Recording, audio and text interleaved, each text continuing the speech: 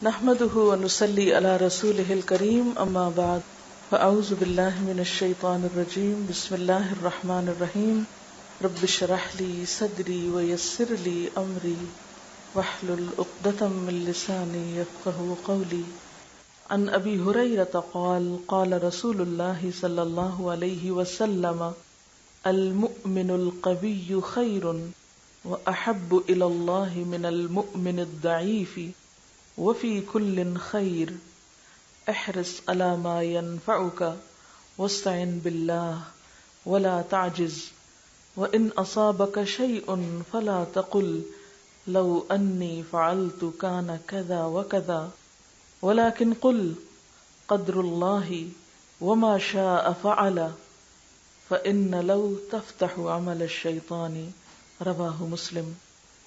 سیدنا ابو ہریرہ رضی اللہ تعالی عنہ سے روایت ہے کہ رسول اللہ صلی اللہ علیہ وسلم نے فرمایا، طاقتور مومن کمزور مومن سے زیادہ بہتر اور اللہ کو زیادہ محبوب ہے، اور ہر ایک میں بہتری ہے۔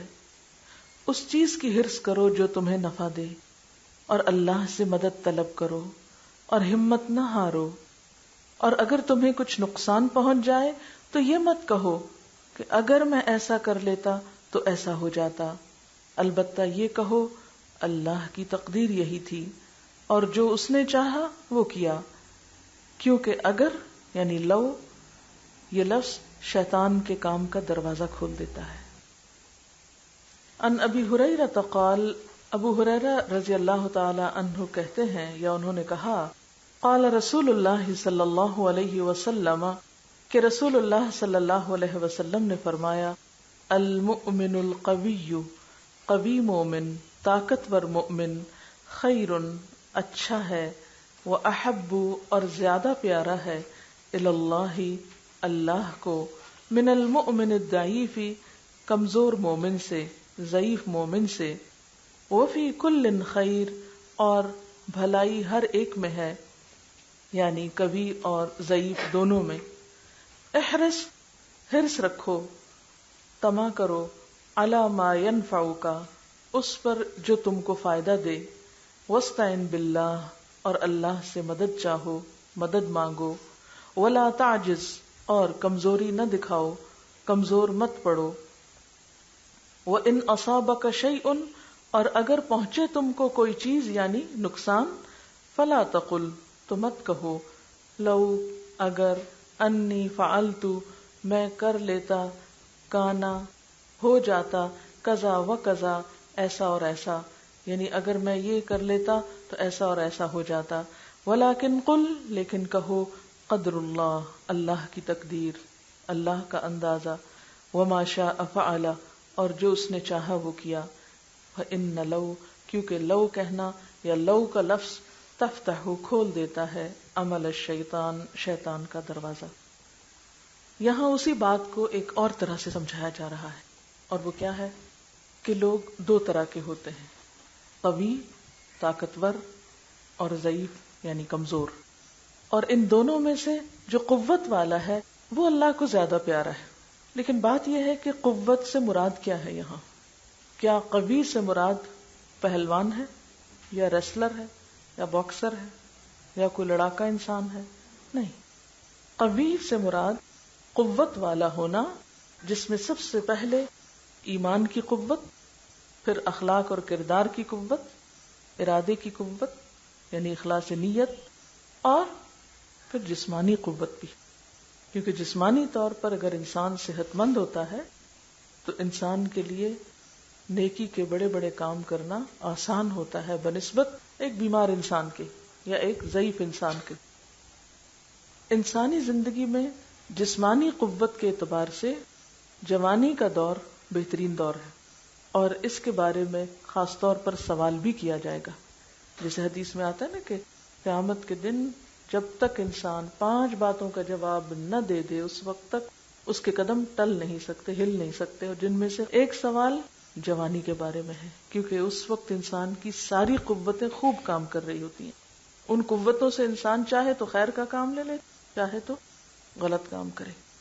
اسی طرح کمزوری میں خصوصاً بچپنا اور بڑھاپا، یا پھر کمزوری کا ایک سبب بیماری ہوتا ہے، تو بیماری سے بھی پناہ مانگنے کو کہا گیا ہے، کیونکہ عافیت کی دعا اللہ تعالیٰ کو بہت پسند ہے کہ بندہ جسمانی، مالی، ذہنی، روحانی ہر اعتبار سے عافیت میں ہو، تاکہ اس کو ایک قوت حاصل ہو نیکی کے کاموں کی۔ تو یہاں پر یہ فرمایا کہ قوی مومن کمزور مومن سے زیادہ بہتر ہوتا ہے، یعنی زیادہ نیکی کے کام کر سکتا ہے۔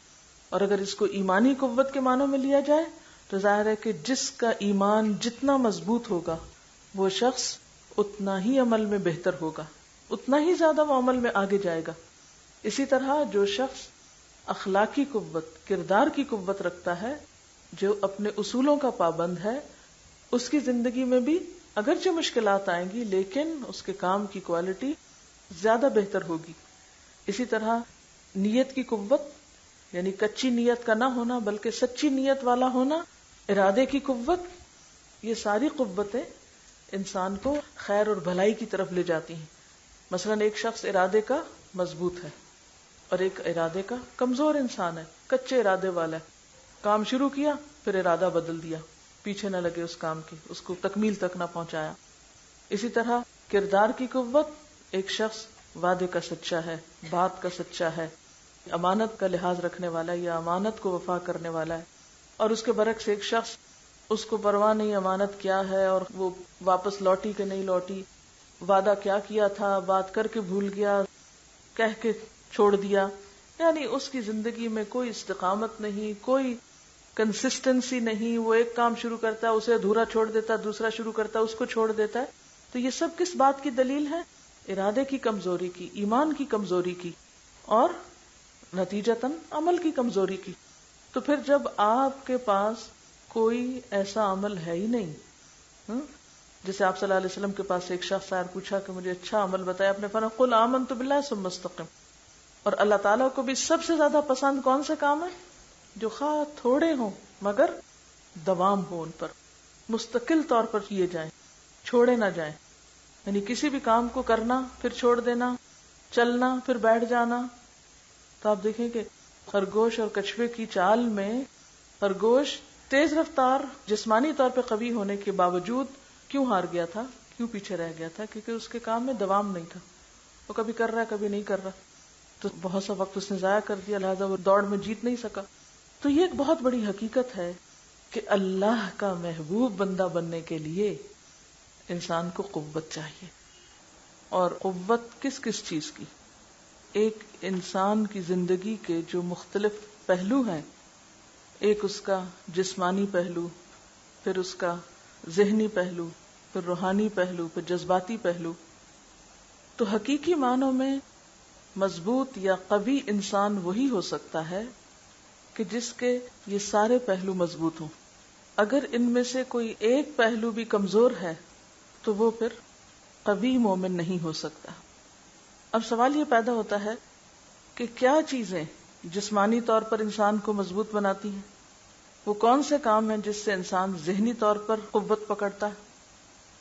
وہ کیا طریقے ہیں کہ انسان ایموشنلی اسٹرانگ ہو، اعصاب مضبوط ہوں اس کے، اور ہماری روح کس طرح قوی ہو سکتی ہے، مضبوط ہو سکتی ہے؟ تو مختصراً سب سے پہلے جسم کو قوی رکھنے کے لیے 4 چیزیں ضروری ہیں۔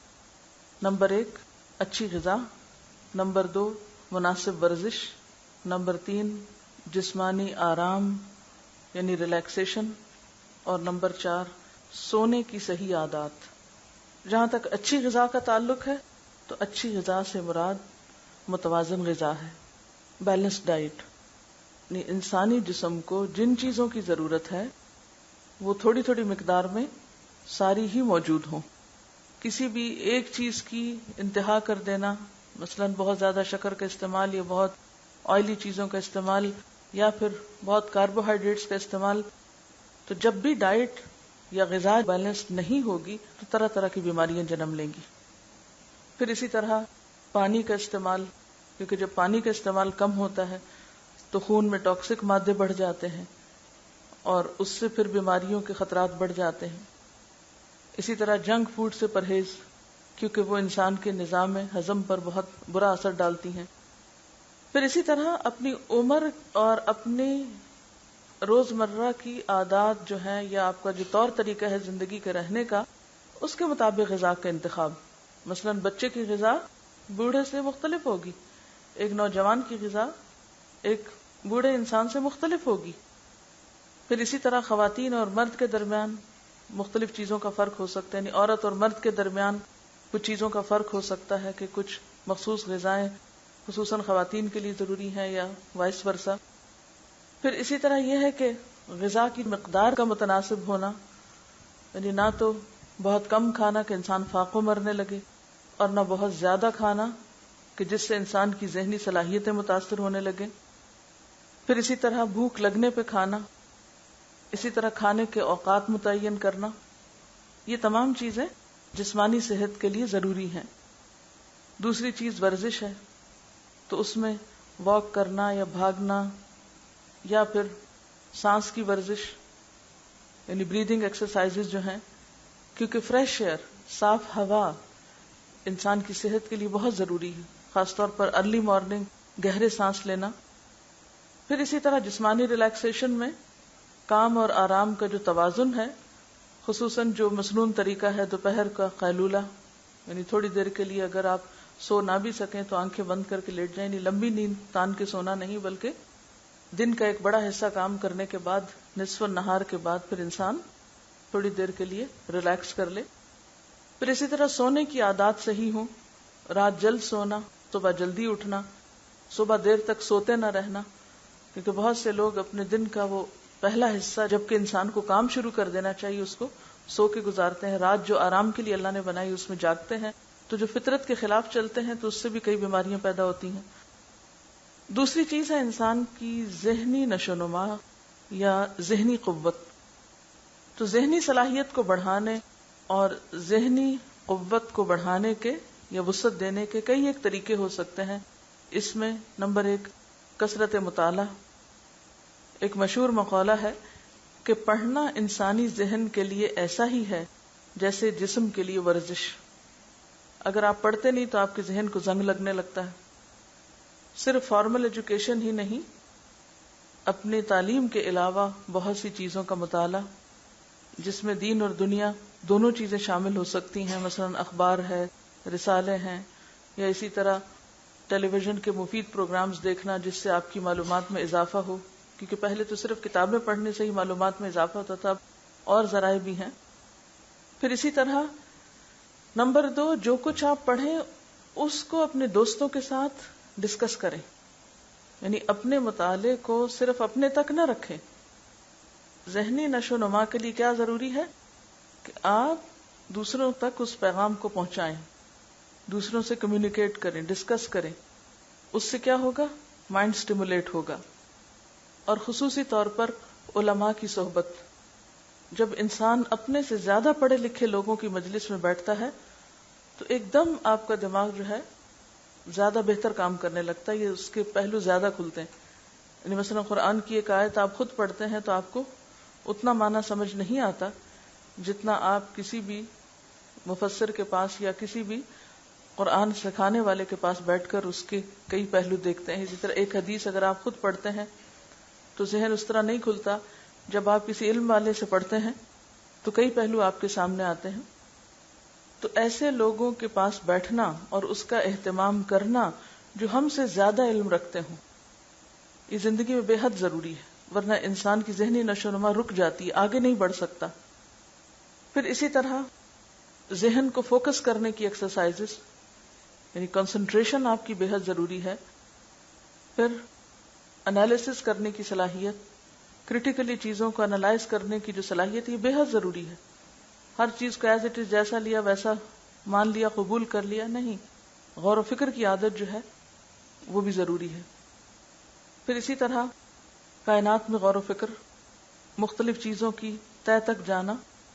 اللہ تعالیٰ نے ہمارے اندر تجسس کا مادہ رکھا ہے، لیکن ہم اس مادے سے کیا فائدہ اٹھاتے ہیں؟ لوگوں کی ذاتی زندگیوں کے بارے میں تجسس کرتے رہتے ہیں یا غیر ضروری چیزوں کے بارے میں معلومات حاصل کرتے رہتے ہیں. تو اسلام ہمیں کیا سکھاتا ہے؟ من حسن اسلام المرء ترکہ ما لا یعنی. انسان کے اسلام کا حسن کیا ہے کہ ان باتوں کو چھوڑ دے جس سے اس کا کوئی مطلب نہیں. پھر اسی طرح انسان کی روحانی صحت اور روحانی قوت کے لیے ساری عبادات ہیں، نماز، روزہ، حج، زکوٰۃ، صدقہ، خیرات، یہ سارے آپ کو روحانی طور پر مضبوط کرتے ہیں۔ پھر اسی طرح قرآن کی تلاوت، کہ قرآن کو بھی روح کہا گیا، جو آپ کی روح پر براہ راست اثر انداز ہوتی ہے۔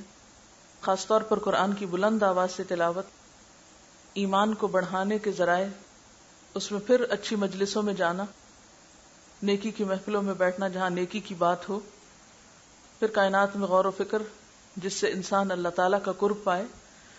ان فی خلق السماوات والارض واختلاف اللیل والنہار لآیات لأولی الالباب الذین یذکرون اللہ قیاما وقعودا وعلی جنوبہم، یعنی ذہنی نشو و نما اور روحانی ساتھ ساتھ چلتی ہے، کیونکہ لأولی الالباب عقل والوں کے لیے ہے نا یہ غور و فکر، یعنی ذہنی نشو و نما جن کی ہو رہی ہو تو اس کے ساتھ ساتھ پھر روحانی نشو و نما بھی ہوتی ہے انسان کی، کیونکہ جب انسان ان چیزوں پر غور و فکر کرتا ہے تو فوراً اللہ کو پاتا ہے۔ اللہ کی معرفت کی طلب انسان کے اندر ہے، انسان کی ایک ضرورت ہے، جب اس کو پاتا ہے تو بے اختیار اس کو پکار اٹھتا ہے۔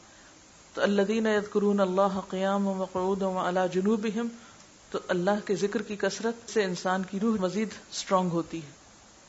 اور پھر وَيَتَفَكَّرُونَ فِي خَلْقِ السَّمَاوَاتِ وَالْأَرْضِ رَبَّنَا مَا خَلَقْتَ هَذَا بَاطِلًا سُبْحَانَكَ فَقِنَا عَذَابَ النَّارِ۔ پھر اسی طرح ایسی کتابوں کا مطالعہ جیسے سیرت کی، صحابہ کرام کی زندگی کے بارے میں پڑھنا، ایسے لوگ جو موجود ہیں آج کی زندگی میں یا ماضی میں، ایسی شخصیتیں کہ جن کے ایمان مضبوط تھے، جب ان کی زندگیوں کے بارے میں ہم پڑھتے ہیں تو قدرتی طور پر ہمیں بھی ایک روحانی مضبوطی حاصل ہوتی ہے، ایمانی پختگی حاصل ہوتی ہے۔ اور پھر صرف جسمانی، ذہنی اور روحانی مضبوطی ہی کافی نہیں جب تک کہ انسان جذباتی طور پر ایموشنلی اسٹرانگ نہ ہو۔ جو شخص اپنے جذبات پہ قابو نہیں رکھ سکتا، جو شخص اپنے نفس پہ قابو نہیں رکھ سکتا، وہ سب سے کمزور انسان ہے، خواہ وہ کتنا ہی پڑھا لکھا ہو، خواہ وہ کتنی نمازیں پڑھتا ہو، خواہ وہ جسمانی طور پہ کتنا ہی قوی ہو، کیونکہ ہمارے جذبات عموماً سب سے زیادہ ہمارے اوپر حاوی ہوتے ہیں، اور خصوصاً خواتین ہونے کے حوالے سے ہم عموماً اپنے ذہن، عقل سے کام کم لیتے ہیں، جذبات سے زیادہ لیتے ہیں۔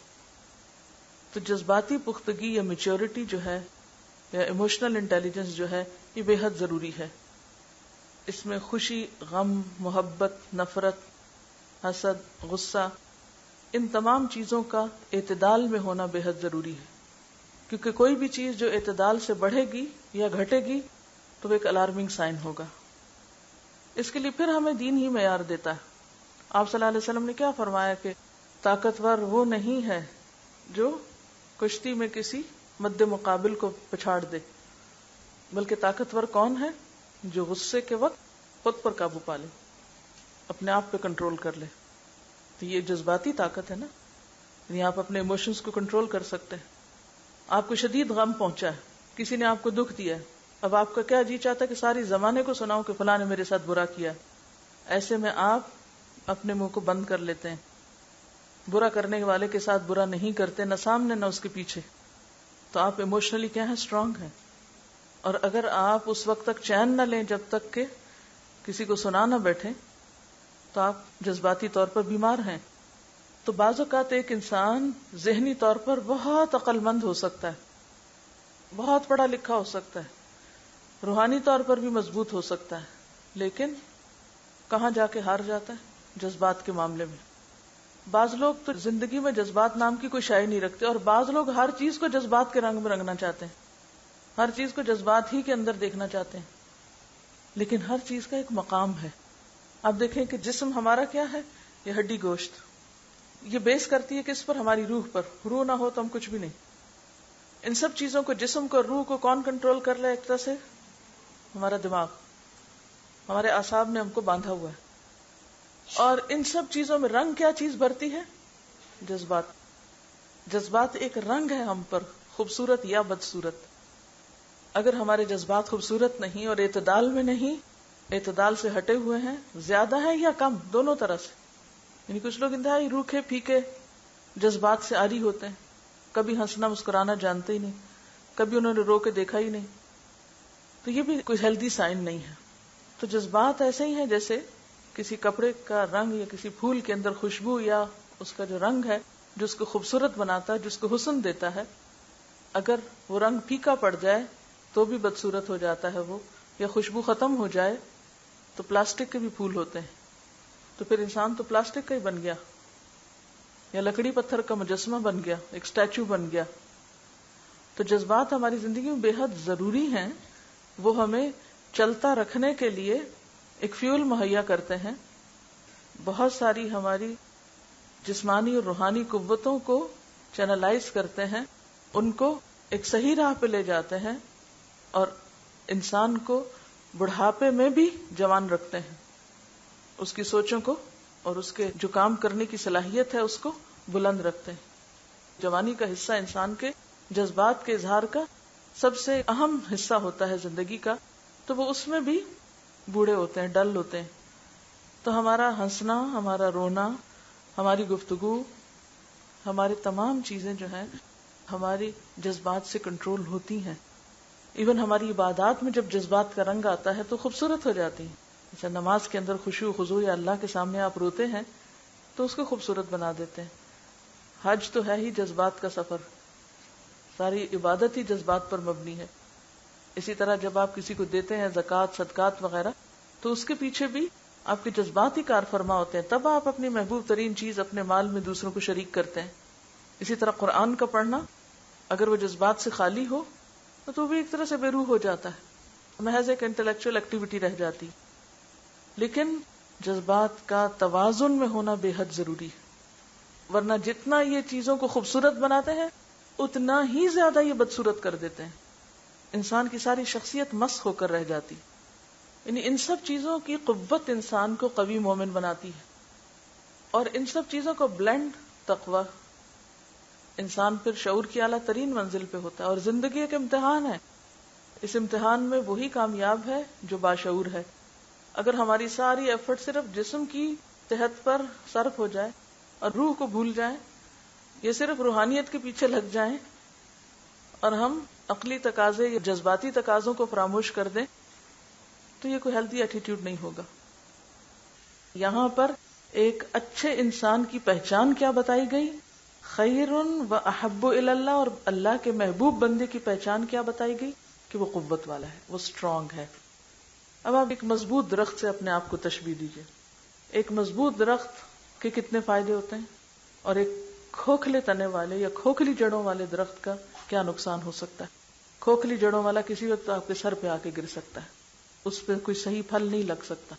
لیکن جو جمع ہوا مضبوط ایک درخت ہوتا ہے وہ سایہ بھی دیتا ہے، وہ سبزہ بھی لاتا ہے، وہ پھل بھی لاتا ہے، کیونکہ استقامت ہے اس کے اندر. اصلها ثابت وفرعها فی السماء. کسی بھی کام میں کامیابی کا جو راز ہے وہ استقامت ہے، محنت ہے. یعنی ایک کام کرنا اور پھر اس کو کرتے چلے جانا، چھوڑنا نہیں. اور اگر جسمانی اعتبار سے انسان کمزور ہے تو آپ دیکھیے کہ نہ تو آپ کا عبادت میں دل لگے گا. شیطان بھی کہاں حملہ آور ہوتا ہے؟ جہاں ایمان کمزور ہوتا ہے، زیادہ وسوسے وہیں پر آ کے ڈالتا ہے. پھر اسی طرح اگر آپ کھڑے نہیں ہو سکتے نماز میں، آپ میں طاقت ہی نہیں روزہ رکھنے کی، تو آپ کی عبادات کا کیا حال ہوگا؟ مالی اعتبار سے آپ کیوں کمزور ہوتے ہیں بعض اوقات؟ کہ آپ کے اندر طاقت ہی نہیں کوئی کام کرنے کی، لہذا آپ دوسروں کے اوپر ڈیپینڈنٹ ہیں. آپ کی جیب میں پیسہ نہیں کہ آپ خود سے صدقہ خیرات کر سکیں. کمزوری ہے نا. یعنی مالی کمزوری کی بھی بسا اوقات وجہ کیا ہوتی ہے؟ جسمانی کمزوری. کام بہت ہے کرنے کے، آپ کر کے نہیں دے رہے، کر ہی نہیں پا رہے، تو پھر گھر بیٹھ کے تو آپ کو کوئی نہیں دے گا، تو آپ صدقے خیرات سے، حج سے، عمرے سے، بہت سے اور چیزوں سے محروم رہ گئے. پھر اسی طرح آپ کسی کی خدمت نہیں کر سکتے.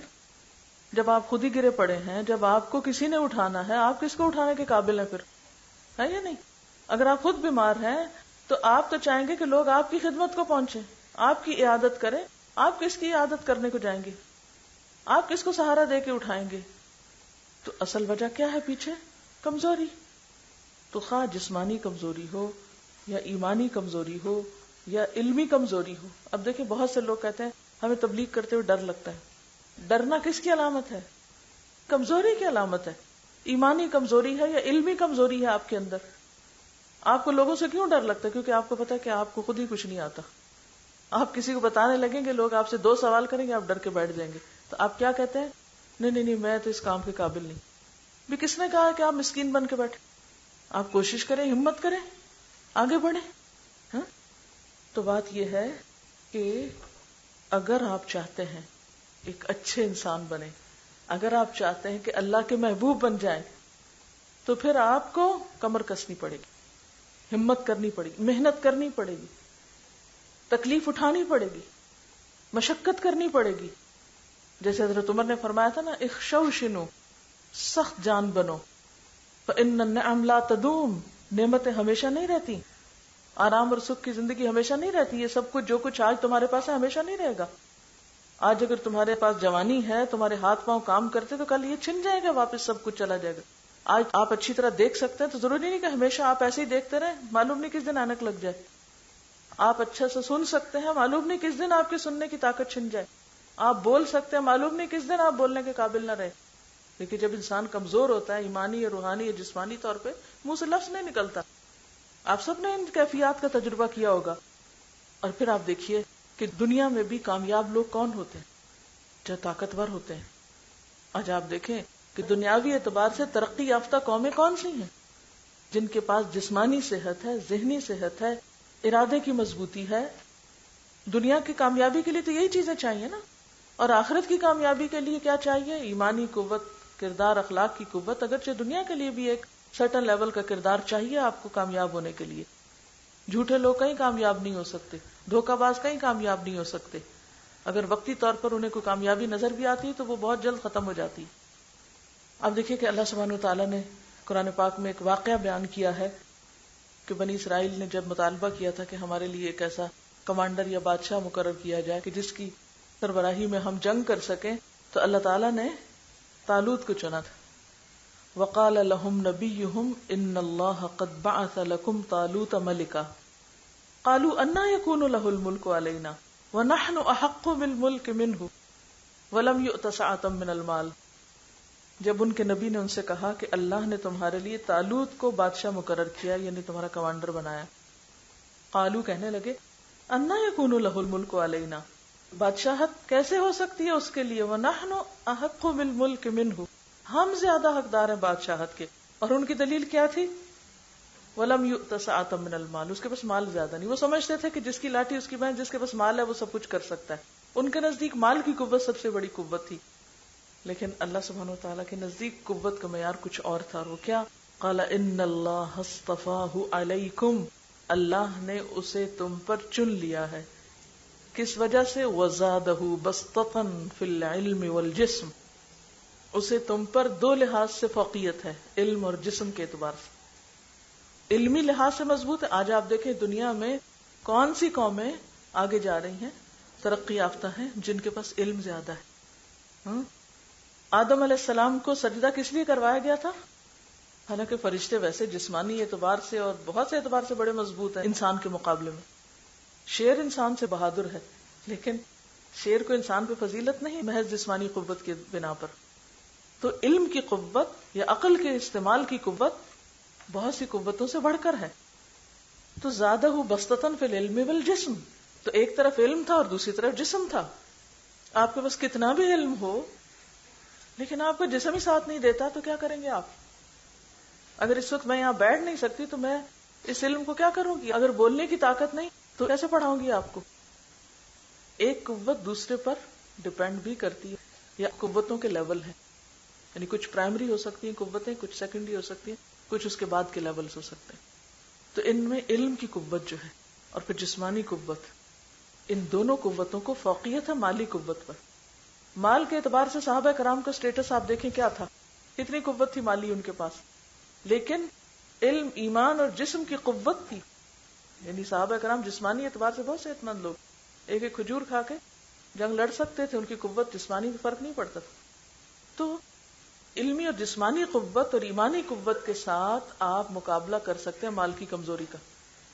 یعنی مالی اعتبار سے اگر سٹیٹس کم بھی ہے تو کوئی بات نہیں، اور واللہ یؤتی ملکہ من یشاء، اور اللہ جس کو چاہتا ہے اپنی بادشاہ سے نوازتا ہے، واللہ واسع علیم۔ حضرت موسیٰ علیہ السلام جب مدین پہنچے اور وہاں ایک کنویں کے پاس بیٹھے ہوئے تھے، دیکھا کہ کچھ لڑکیاں ایک طرف کھڑی ہیں، بہت سے لوگ کنویں سے اپنے جانوروں کو پانی پلا کے جا رہے ہیں، اور لڑکیاں جسمانی اعتبار سے کمزور تھیں اور ویسے بھی حیا ان کو روکے ہوئے تھی، ایک طرف کھڑی تھی کہ سارے لوگ چلے جائیں پھر ہم اپنے جانوروں کو پانی پلائیں گے۔ وہ خود اٹھ کے گیا، ان کی مدد کی۔ جب بچیاں پانی پلا کے وقت سے پہلے گھر پہنچی تو باپ نے پوچھا بھی کیا ہوا، آج جلدی کیوں آ گئی؟ تو انہوں نے کہا کہ اس طرح ایک شخص ہمیں مل گیا تھا اور اس نے ہمارے جانوروں کو پانی پلا دیا اور جا کے سفارش بھی کی۔ قالت احداہما یا ابت استاجرہ، ابا جان اس کو اجرت پہ رکھ لیں۔ ان خیر من استاجرت، بہترین شخص جس کو آپ اجرت پہ رکھیں، القوی الامین، قوت والا امانت دار ہے، یعنی جسمانی اعتبار سے بھی اسٹرانگ ہے اور امانت دار بھی ہے۔ یہ معاملہ کر کے ان کو پتا چلا۔ موسیٰ علیہ السلام نے اپنا تعارف خود بول کے نہیں بتایا تھا، وہ اس لڑکی نے جو ججمنٹ کی تھی وہ کیا تھی؟ القوی الامین۔ یوسف علیہ السلام نے کیا کیا تھا؟ جب یوسف علیہ السلام کو یہ آفر ہوئی تھی کہ وہ بادشاہ کے پاس جا کر کام کریں تو انہوں نے کیا کہا؟ انی حفیظ علیم۔ تو بات یہ ہے کہ یہ دنیا جانوروں کی سطح پر جینے والے انسانوں کے لیے نہیں ہے، عقل استعمال کرنے والے، جسمانی اعتبار سے صحت مند اور جوان ہمت لوگوں کے لیے ہے۔ دین کے کام کے کانٹیکس میں بھی آپ دیکھیں تو بھی ضروری ہے کہ آپ کے اندر قوت ہو۔ سورۃ النساء میں اللہ تعالیٰ فرماتے ہیں لا يستوي القاعدون من المؤمنین غیر اولی الضرر والمجاہدون فی سبیل اللہ باموالہم وانفسہم فضل اللہ المجاہدین باموالہم وانفسہم علی القاعدین درجہ وکلا وعد اللہ الحسنى وفضل اللہ المجاہدین علی القاعدین اجرا عظیما درجات منہ ومغفرۃ ورحمہ وکان اللہ غفور الرحیم۔ کیا معنی ہے؟ مسلمانوں میں سے وہ لوگ جو کسی معذوری کے بغیر گھر بیٹھے رہتے ہیں، یعنی حقیقی عذر کے بغیر محض سستی کرتے ہیں، اور وہ جو اللہ کی راہ میں جان و مال سے جہاد کرتے ہیں، دونوں کی حیثیت یکساں نہیں۔ اللہ نے بیٹھنے والوں کی بنسبت جان و مال سے جہاد کرنے والوں کا درجہ بڑا رکھا ہے۔ اگرچہ ہر ایک کے لیے اللہ نے بھلائی ہی کا وعدہ فرمایا ہے، لیکن بھلائی کا درجہ فرق ہوگا۔ اس کے ہاں مجاہدوں کی خدمات کا صلہ بیٹھنے والوں سے بہت زیادہ ہے، ان کے لیے اللہ کی طرف سے بڑے درجات ہیں، مغفرت ہے، رحمت ہے، اور اللہ بڑا معاف کرنے والا اور رحم فرمانے والا ہے۔ تو ان آیات سے بھی کیا پتہ چلتا ہے کہ بیٹھنے والوں کی نسبت مجاہدین کا درجہ بڑا ہے، اور پھر ہر ایک کا جو مقام ہے اس کی سٹرگل کے اعتبار سے ہے۔ من جد وجد، جو جتنی محنت اور کوشش کرے گا اتنا ہی آگے بڑھ جائے گا۔ پھر فرمایا احرص علی ما ینفعک، طریقہ کار کیا ہے قوی بننے کا؟ حرص رکھو، کس چیز کی؟ اس چیز کی جو تم کو فائدہ دے۔ حرص کہتے ہیں کسی چیز کے لیے رغبت یا طمع جب بڑھ جائے، خواہ وہ اچھے کام کی ہو یا برے کام کی، یعنی کسی بھی چیز کی رغبت جب شدید ہو جائے تو اس کو حرص کہتے ہیں۔ فرمایا احرص علی ما ینفعک، جو چیزیں تمہیں فائدہ دیتی ہیں ان کے حریص بن جاؤ، حریص بن جاؤ اس چیز کے جو تمہیں فائدہ دے۔ تو یہ بھی حرص ہے، میری بھی حرص ہے اور آپ کی بھی حرص ہے کہ ہم اس وقت سے تھوڑا سا فائدہ اٹھا لیں۔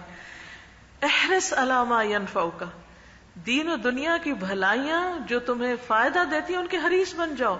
یعنی مومن کو مسکین بننے کے لیے نہیں کہا اچھا ٹھیک ہے باقی سب لوگ کام کریں ہم اسی حال میں ہی بھلے ہیں اور آگے نہ بڑھیں، آگے بڑھیں دنیا کے فائدے میں بھی اور دین کے فائدے میں بھی۔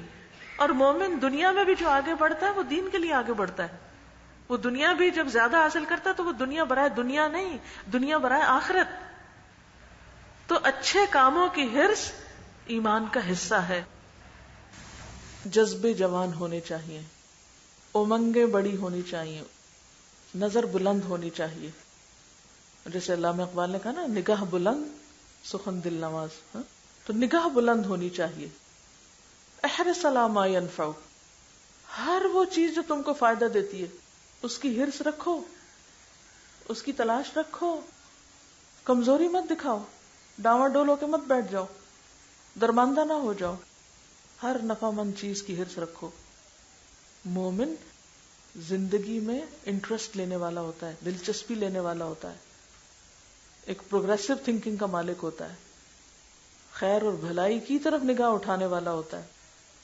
اور احرص میں صرف تمنا ہی کافی نہیں، محض امنگ ہی کافی نہیں، بلکہ اس کے بعد کیا ہے کہ انسان کوشش بھی کرے، محنت بھی کرے، مواقع سے کام لے. یعنی جس کے اندر ایک حرص لگ جائے گی پھر اس کی نگاہیں کام کرنے لگیں گی، اس کی صلاحیتیں جاگ اٹھیں گی. جس کے اندر کوئی امنگ ہی نہیں، اس کی ساری صلاحیتوں کو زنگ لگ جائے گا. جب جذبہ جوان ہوگا، جب ارادے بلند ہوں گے تو پھر آپ کی صلاحیتیں بھی خوب کام کریں گی. اور کامیابی کا معنی اللہ دین کا چراغ پانا نہیں. بہت سے لوگ کیا سمجھتے ہیں، کامیابی کے لیے کوئی میجک کی لے لو، کوئی اللہ دین کا چراغ لے لو. نہیں، مسلسل محنت اور کوشش، اپنی صلاحیتوں کا استعمال. یعنی کامیابی کس چیز کا نام ہے؟ کسی اچانک بائی چانس خوش قسمتی سے پیش آنے والا کوئی اتفاقی واقعہ نہیں ہوتا. یعنی جب ہم کہتے ہیں نا کہ فلاں شخص زندگی میں بہت سکسیسفل ہے، تو ایسا نہیں کہ وہ ہاتھ پہ ہاتھ دھر کے بیٹھا ہوا تھا کہ اچانک کوئی حادثہ ہوا اور وہ اچھل کے وہ اوپر جا بیٹھا، کہ ہوا کا جھونکا آیا اور اس نے ایک پلاسٹک کی تھیلی کو اڑایا اور درخت کی ٹاپ پہ جا چڑھایا. تو ہم بھی پلاسٹک کی تھیلی کی طرح بیکار پھرتے رہیں، ادھر ادھر لڑکتے، اور کسی ہوا کے جھونکے کا انتظار کریں جو ہم کو وہاں لے جائے. اس اونچائی پہ پہنچ کر بھی اس کو کوئی خوبصورت نگاہ سے نہیں دیکھتا. ایسے اوپر چڑھنے والے کو کوئی نہیں کہتا کہ ہاں یہ اس کا مقام ہے اور یہ اس کو زیب دیتا ہے اور اس کو یہی ہونا چاہیے. کامیابی نام ہے صحیح ڈائریکشن پر جینوئنلی محنت کرنے کا، صحیح ڈائریکشن پر صحیح کوشش کرنے کا نام ہے. یہ ہو نہیں سکتا کہ کوئی شخص صحیح سمت پر کوشش کرے، محنت کرے اور وہ کامیاب نہ ہو.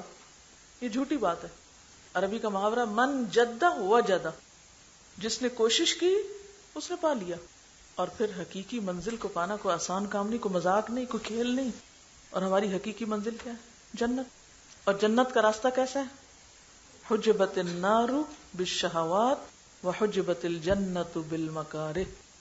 جہنم لذتوں سے ڈھکی ہوئی ہے اور جنت تکلیفوں سے ڈھکی ہوئی ہے. جنت تک پہنچنے کے لیے بے شمار تکلیفیں اٹھانی پڑیں گی، مسلسل محنت کرنی پڑے گی، مسلسل کام کرنا پڑے گا. کام کام اور بس کام. چلتے جانے والے ہی منزل تک پہنچتے ہیں، بیٹھ رہنے والے، گھٹنے ٹیک دینے والے وہ نہیں منزل تک پہنچتے. کامیابی ملتی ہے انسان کو مسلسل قربانیوں سے. بہت کچھ اس رستے میں قربان کرنا پڑتا ہے اور مسلسل قربان کرنا پڑتا ہے. ایک آدھ قربانی سے بات نہیں بنتی. ہم یہ کہیں گے نہ ہماری نیند قربان ہو، نہ ہمارا مال قربان ہو، نہ ہماری جوانی کھپے اور ہم کسی بلند مقام پہ پہنچ جائیں، یہ محال ہے. جب تک آپ محنت نہیں کریں گے اور کسی کام کے پیچھے نہیں لگ جائیں گے. حرص کا معنی کیا ہے؟ حرص کہتے کس کو ہے؟ کسی چیز کی شدید طلب، رغبت، جس کے نتیجے میں آپ اس چیز کے پیچھے لگ جائیں. حرص کہتے ہیں کسی چیز کے لیے طمع یا رغبت جب بڑھ جائے، خواہ وہ اپنے فائدے کے لیے ہو، خواہ وہ دوسرے کے فائدے کے لیے ہو. یعنی جیسے کہتے ہیں نا ریجھ جانا. جب کسی چیز پر ریجھ آ جاتی ہے تو پھر نتیجہ کیا نکلتا ہے؟ بیٹھ جاتا ہے. کوئی ریجھ کے بیٹھتا ہے؟ کسی چیز کا چاہنے والا چین سے بیٹھ جاتا ہے؟ اس کا لازمی اور فطری نتیجہ، یہ رزلٹ کیا ہوتا ہے؟ محبت تو اٹھا کے بٹھا دیتی. کسی چیز کو پانے کی طلب انسان کو پھر سست نہیں رہنے دیتی، وہ بلند سے بلند مقامات تک لے جاتی انسان کو. ہر مشکل سے مشکل کام کو آسان کر دیتی، وہ ناممکنات کو ممکن بنا دیتی. پھر انسان اس چیز کو پانے کے لیے اپنی ہر چیز قربان کرتا چلا جاتا ہے اور کہیں بھی تھک کے بیٹھتا نہیں ہے.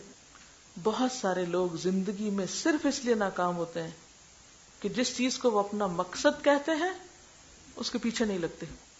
کنسسٹنسی نہیں ہوتی ان کے اندر، استقامت نہیں ہوتی، مسلسل کام کرنے کی عادت نہیں ہوتی. کام کیا پھر چھوڑ دیا، کیا وہ بھی گیا. تو یہاں پر دراصل احرص علی ما ینفعک کہہ کے کس چیز پہ اکسایا؟ کہ شوق رکھو، جذبہ رکھو، اور پھر اس کے لیے مضبوط ارادہ رکھو. جیسے وہ حدیث میں آتا ہے نا کہ من یستعفف یعفہ اللہ، من یستغنی یغنہ اللہ، من یتصبر یصبرہ اللہ. جو شخص پاک دامنی اختیار کرنا چاہتا ہے، یعنی سوال سے بچتا ہے، اللہ اسے بچا لیتا ہے. جو بے نیازی اختیار کرتا ہے، اللہ اسے بے نیاز کر دیتا ہے. جو صبر کا دامن پکڑتا ہے، اللہ اسے صبر کی توفیق دے دیتا ہے. اور کوئی شخص ایسا عطیہ نہیں دیا گیا جو صبر سے زیادہ بہتر اور وسیع تر ہو. یعنی پھر مشکلات کا مقابلہ کس سے کیا جائے؟ ہمت نہ ہاری جائے. جو چیز بھی مرضی کے خلاف زندگی میں آئے اس کا ڈٹ کے مقابلہ کیا جائے. اور ڈٹ کے مقابلے کا معنی الجھنا نہیں ہوتا، یعنی سمجھداری کے ساتھ اس کو آگے سے ہٹایا جائے، ہر رکاوٹ کو دور کیا جائے. کیونکہ ہم منزل تک پہنچنے میں انتہائی سچے ہیں، اور ہمیں پتہ ہے کہ منزل تک جانے کی ڈائریکشن یا راستہ یہی ہے، اس کے علاوہ کوئی اور راستہ جاتا ہی نہیں ہے. اب دیکھیے، اگر آپ کا گھر کسی پہاڑ پر ہے اور اس پر ایک ہی راستہ جاتا ہے، اس کے علاوہ کوئی اور طریقہ ہے ہی نہیں، تو کیا آپ اس لیے اس راستے کو چھوڑ دیں گے کہ یہ مشکل راستہ ہے، کوئی آسان ہو تو پھر تو میں گھر چلی جاؤں گی، ورنہ میں ادھر ہی بیٹھ جاتی ہوں، راستے میں ہی لیٹ جاتی ہوں؟ کریں گے ایسے؟ کیوں؟ گھر تو جانا ہے نا.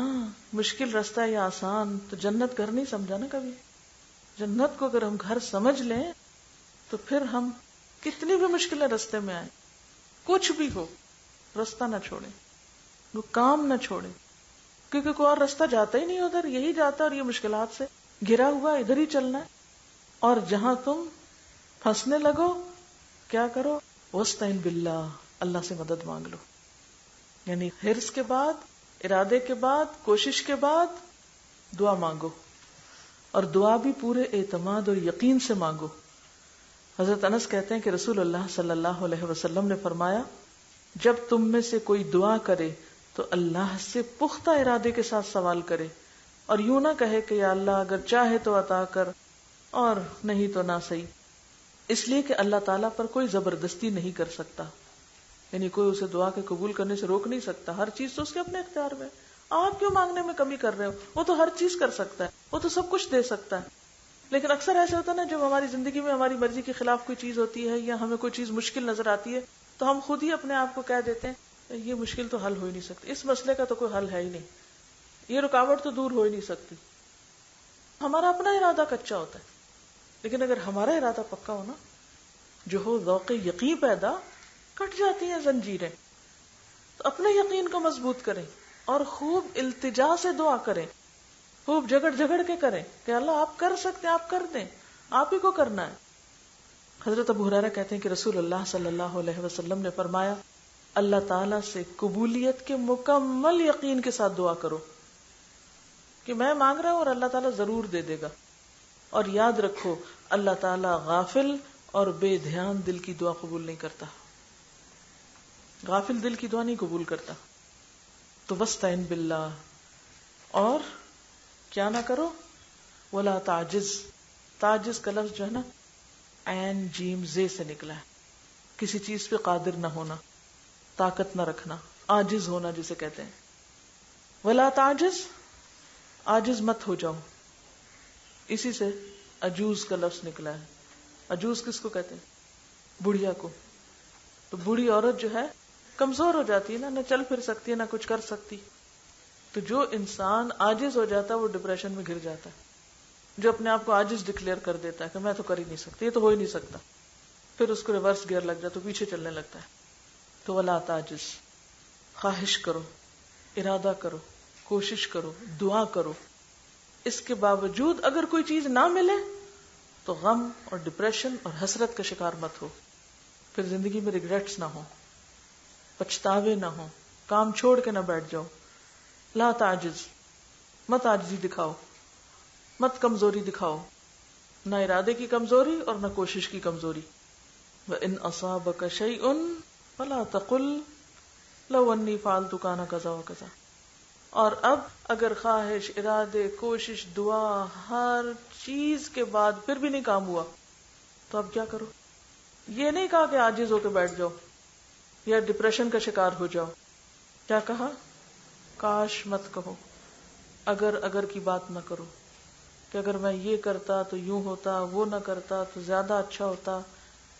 نہیں، اگر حرص اور کوشش کے باوجود، دعا کے باوجود کام نہیں ہوا، مصیبت آ گئی، نتائج مطلوبہ نہیں نکلے، مرضی پوری نہیں ہوئی، فائدہ نہیں ہوا، تو پھر لو اور کاش اور اگر کو استعمال نہیں کرنا.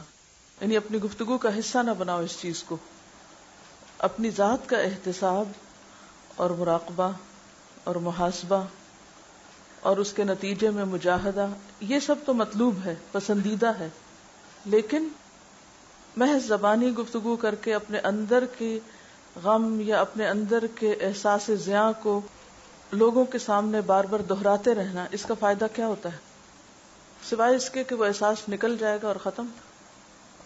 انسان دوسروں کی نظر میں بھی کمزور پڑتا ہے. جب آپ ہر وقت اپنے غم اور دکھ، حسرتیں اور مایوسیاں اور ناکامیاں ان کا تذکرہ ہی کرتے رہتے ہیں اور دوسروں کو سناتے رہتے ہیں، تو یہ چیز دوسروں کے لیے بھی کچھ خوشگوار نہیں ہوتی. اس کے بنسبت کیا کرنا چاہیے؟ واستعن باللہ، اور آگے کو دیکھو. اگر کہنا، کاش کہنا، اس قسم کا پچھتاوا جس کے نتیجے میں کوئی عمل میں تبدیلی نہ ہو، یہ کیا ہے؟ دراصل صرف پیچھے دیکھتے رہنا. یہ ایک ایٹیٹیوڈ کا نام ہے. کاش کہنا کیا ہے یا اگر کہنا کیا ہے؟ پیچھے دیکھنا. اور احرص اور واستعن باللہ اور لا تعجز کیا ہے؟ آگے دیکھنا. تو اصلاح کس سے ہوگی؟ حالات کس سے درست ہوں گے؟ ہر وقت پیچھے پلٹ کے دیکھنے سے نہیں. جو ہو گیا سو ہو گیا، اس سے کیا کرو؟ سبق لو، نصیحت پکڑو، عبرت لو اور آگے بڑھو. ناکامی کے تذکرے بار بار نہ کرو. کیوں؟ اس سے کیا ہوتا ہے؟ غم کا تذکرہ بار بار کرنے سے غم میں اضافہ ہوتا ہے.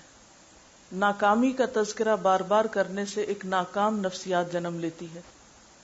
اپنے نفس اور ضمیر کی ملامت کا ذکر لوگوں کے سامنے کرنے سے وہ ہلکی پڑ جاتی ہے. انسان دوسروں کی نگاہ میں ہلکا ہو جاتا ہے. اور یہی دہراتے رہنے سے کاش میں یہ نہ کرتا اور یہ کر لیتا. ایک دفعہ تو اپنے دل میں آپ نے اپنی غلطی دیکھ لی اور آئندہ کے لیے سبق سیکھ لیا، یہ تو ہے ٹھیک. لیکن اگر آپ یہی کچھ کیے چلے جا رہے ہیں تو ایسے لوگ آگے نہیں بڑھ سکتے. اسی طرح کوئی بھی ناکامی یا دکھ یا غم جو انسان کی زندگی میں گزرا ہو، اس پر صبر باعث اجر ہے. اور صبر کا معنی کیا ہے؟ کہ اسے قبول کر لو کہ اللہ کا فیصلہ یہی تھا. لیکن بار بار ان چیزوں کا ذکر، یہ ایک طرح سے شکوہ کرنا بھی ہے اللہ کا کہ میرے ساتھ ایسا کیوں ہو گیا، میرے ساتھ ہی کیوں ہوا، اگر میرے ساتھ نہ ہوتا تو میں آج فلاں مقام پہ پہنچی بھی ہوتی. اب وہ سارے چانسز تو گئے، جو ہونا تھا ہو گیا. اب اس ذکر کا مقصد کیا ہے؟ کیا آپ دوسروں سے ہمدردی حاصل کرنا چاہتے ہیں؟ دوسروں کی نگاہ میں اہمیت حاصل کرنا چاہتے ہیں؟ ایسی باتوں سے تو نہ ہمدردی ملتی ہے، نہ ہی کسی کے دل میں جگہ بنتی ہے آپ کے لیے. تو اسلام ہمیں مایوسی کے کھڈ سے نکال کر ایک جیتا جاگتا، پروگریسو، ہارڈ ورکنگ اور آگے بڑھنے والا انسان بنانا چاہتا ہے. اور یہ ایک حقیقت ہے کہ انسان کی گفتگو میں جو الفاظ استعمال ہوتے ہیں ان کا اس کی شخصیت پر اثر پڑتا ہے، اس کی ذہنی حالت پر اثر پڑتا ہے، اس کی نفسیاتی اور جذباتی حالت پر اثر پڑتا ہے، اور اس کے نتیجے میں پھر وہ ایک تعمیری یا تخریبی انسان بنتا ہے. تو جب ہم نیگیٹو یا منفی الفاظ اپنی زندگی سے نکال کر امید کے الفاظ، توکل کے الفاظ، یعنی لو کہنے کی بجائے ہمیں آلٹرنیٹ بھی دے دیا گیا کہ پھر کیا کہو؟ قدر اللہ، اللہ کا فیصلہ. تو اس سے کیا ہے کہ پورا ایٹیٹیوڈ بدل جائے گا، آپ کا رویہ زندگی کے بارے میں بدل جائے گا. آپ مایوسی کا شکار ہونے سے بچ جائیں گے اور نتیجتاً آپ ضائع ہونے سے بچیں گے. ہمیں یہ ضرور دیکھنا پڑے گا کہ غم کے مواقع پر انبیاء علیہ السلام کیا کرتے تھے، صحابہ کرام کیا کرتے تھے، خواتین ایون کیا کرتی تھی جو زیادہ جذباتی ہوتی ہیں. ام سلمہ رضی اللہ تعالی عنہا حضرت ابو سلمہ کی وفات پر کہتی ہیں کہ میں اتنا روؤں گی کہ دیکھنے والے دنگ رہ جائیں گے. جب آپ صلی اللہ علیہ وسلم تعزیت کے لیے گئے تو آپ نے ایک بات کہی کہ تم کہو اللہم اجرنی فی مصیبتی واخلف لی خیرا منہا. ہاں، وہ رونے کے ریکارڈ توڑنے دیے اور نہ ہی وہ غم اور حسرت کی بہت باتیں کرنے دی، بلکہ اس کو کس طرف موڑ دیا؟ اللہ سے دعا کرو کہ اللہ میری اس مصیبت پر مجھے اجر دے، جو میرا نقصان ہوا ہے اس سے بہتر مجھے عطا کر۔ مومن کا رویہ تو یہ ہوتا ہے، المؤمن القوی خیر واحب الی اللہ من المؤمن الضعیف وفی کل خیر۔ قوی مومن بہتر ہے اور اللہ کو زیادہ پیارا ہے ضعیف مومن سے، کمزور مومن سے، اور ہر ایک میں خیر ہے ایمان کی وجہ سے۔ تو کیا نہیں کہنا؟ کاش نہیں کہنا، لو نہیں کہنا، اس کے برعکس کیا کہنا ہے؟ ولیکن قل، کیا؟ قدر اللہ، یہ اللہ کی تقدیر تھی، وما شاء فعل، اور جو اس نے چاہا وہ کیا۔ اب ایکسپٹ کر لو، عاجز نہیں ہو، مسکین مت بنو، مظلوم مت بنو، سیلف پٹی کا شکار نہیں ہو، بلکہ کیا کرو؟ اللہ کو منظور نہیں تھا، میں نے تو جو کرنا تھا کر لیا۔ اب کوشش کے بعد جب کوئی کام نہیں ہوتا نا، تو انسان کے اندر ایک خاص اطمینان ہوتا ہے، میری کوتاہی نہیں ہے، میں نے کوئی کسر نہیں چھوڑی، میں نے پوری محنت کر لی، پھر اللہ نہیں چاہتا تو کوئی بات نہیں، تقدیر یہی ہے، اللہ کا فیصلہ یہ مجھے قبول ہے۔ اب اگر ایک انسان نہ کچھ خواہش رکھے، نہ محنت کرے، نہ دعا مانگے، اور کیا کرے؟ یہ سوچتا رہے اللہ چاہے خود ہی ہو جائے گا، اگر قسمت میں ہوا تو مل جائے گا، اگر میرے نصیب کا ہے تو کہیں نہیں جاتا، تو یہ بات بھی درست نہیں۔ یہ باتیں آپ کب کر سکتے ہیں؟ یہ کب کہہ سکتے ہیں کہ اللہ کی تقدیر یہی تھی؟ جب آپ ساری اپنی ذمہ داری پوری کر لیں، پھر تقدیر کی بات کریں۔ یہ نہیں کہا گیا کہ کچھ نہ کریں اور تقدیر کو بلیم کرتے رہیں۔ پھر فرمایا وَإِنَّ لَوْ تَفْتَحُ عَمَلَ الشَّيْطَانِ، لو کہنا شیطان کا دروازہ کھول دیتا ہے، کاش کہنا، اگر کہنا شیطان کو رستہ دیتا ہے، یعنی اس رستے سے شیطان آ جاتا ہے۔ کیسے؟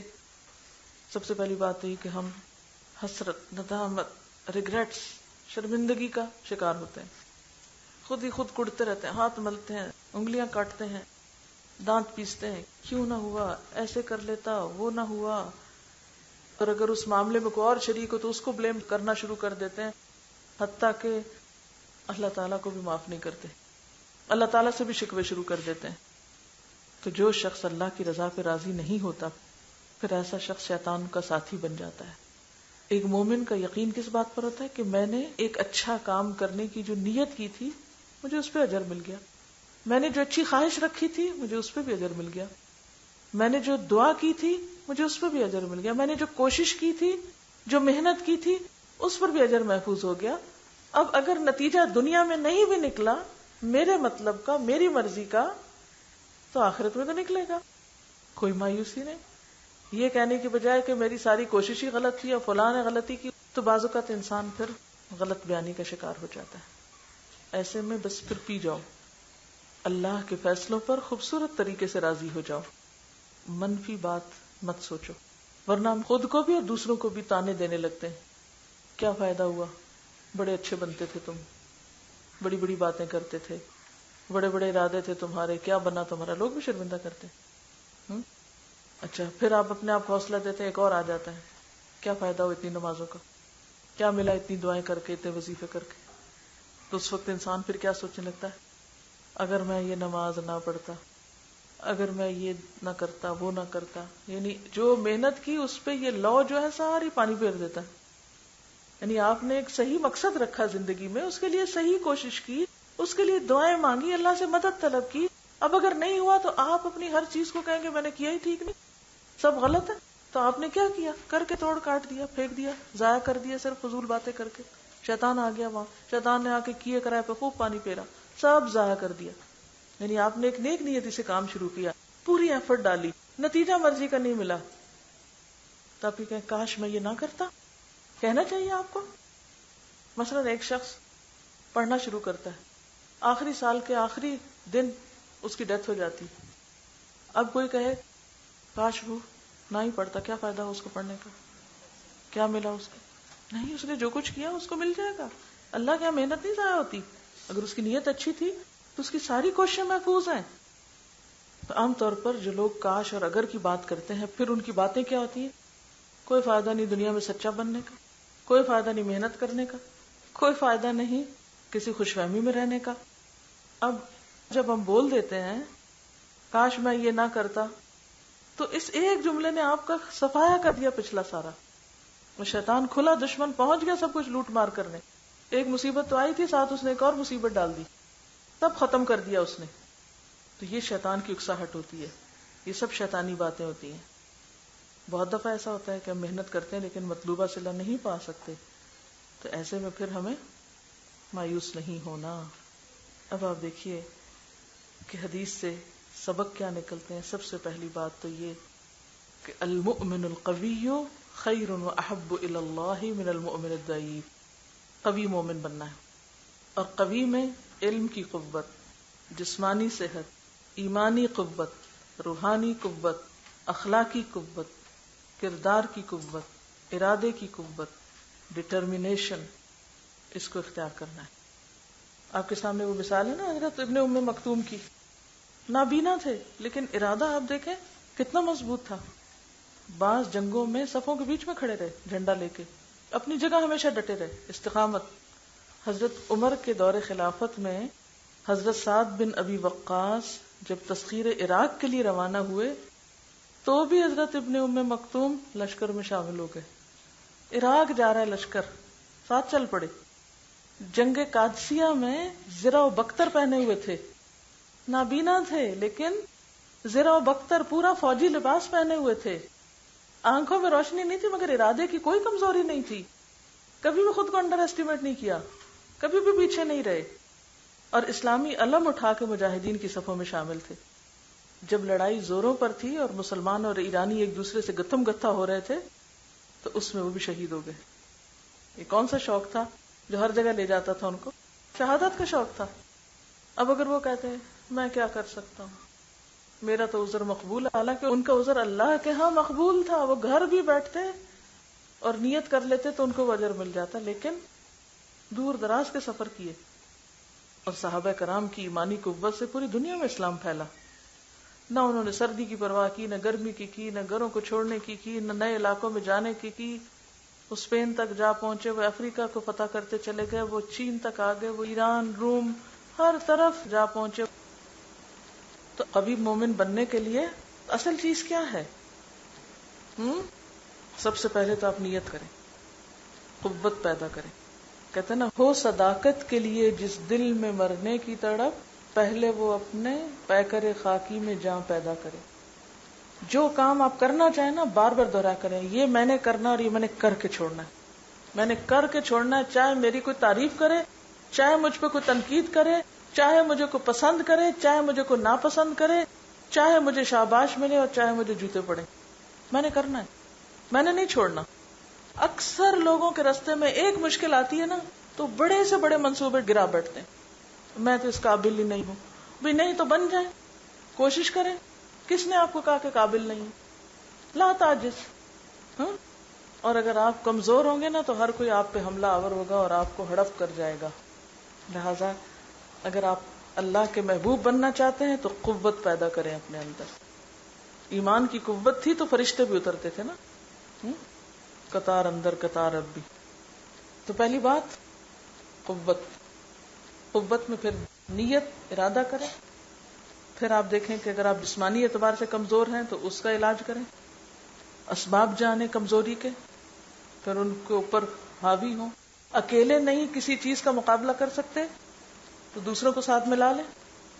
آپ اکیلے گاڑی چلا رہے تھے بہت بڑی، لیکن جب وہ رک گئی تو کیا کیا آپ نے؟ دھکا دینا تھا تو اوروں کو بھی بلا لیا. کس کو بلاتے ہیں آپ؟ جان پہچان والوں کو. جو مل جائے، ہر موقع سے فائدہ، ہر وسیلے اور ذریعے کو استعمال کرنا. اس وقت آپ کہتے ہیں ہائے مجھے ڈر لگتا ہے اس سے بات کرنے سے، اسے کیسے کہوں میری گاڑی کو دھکا تو نہیں. آپ کہتے ہیں مجھے گھر جانا ہے، جو بھی آ جائے. سارا خوف دور ہو جاتا ہے کیونکہ آپ کے اپنے اندر ایک تڑپ ہے نا کچھ کرنے کی. ورنہ ہم پھونک پھونک کے اچھا اس سے کام لے کے نہ لیں، اس کو کام دے کے نہ دیں، 100 باتیں سوچتے رہتے ہیں. لیکن جب ارادہ مضبوط ہوتا ہے، اپنے اندر یقین ہے، خود سچے ہیں، کسی کا ڈر نہیں. ولا تعجز. پھر کیا کرنا ہے کبھی بننے کے لیے؟ احرص علی ما ينفع اور واستعن باللہ ولا تعجز. اور اگر مصیبت آ جائے تو لو نہیں کہنا، بلکہ کیا کہنا ہے؟ یہ تقدیر تھی، ایکسپٹ کر لینا ہے. یہ ہے کرنے کا کام. اب اس کے لیے آپ کو ضروری ہے یہ سوچنا کہ آپ کی زندگی کا مقصد کیا، آپ کہاں پہنچنا چاہتے ہیں، آپ کیا بننا چاہتے ہیں، آپ نے اپنے لیے منزل کیا رکھی ہے، آپ کیا کرنے کے اہل ہیں. اپنی صلاحیتوں کو پہچانیں اور سستی چھوڑ دیں، اپنے رویے کو بدل لیں. ٹھیک ہے؟ تو عموماً ہم خود کو نہیں بدلتے، دوسروں کو بلیم کرتے رہتے ہیں، دوسروں میں غلطیاں تلاش کرتے رہتے ہیں، اپنی غلطی بھول جاتے ہیں. سبحانک اللہم و بحمدک نشہد ان لا الہ الا انت نستغفرک و نتوب الیک.